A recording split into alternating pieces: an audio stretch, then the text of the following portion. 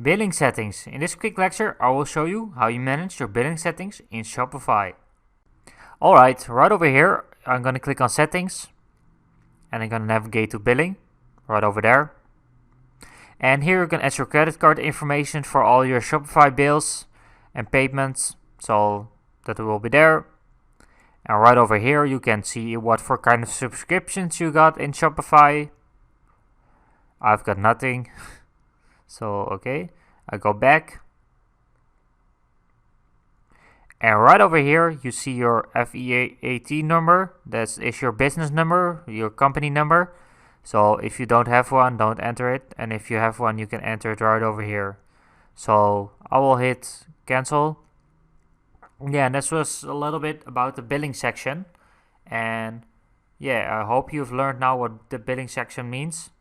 And I will see you soon.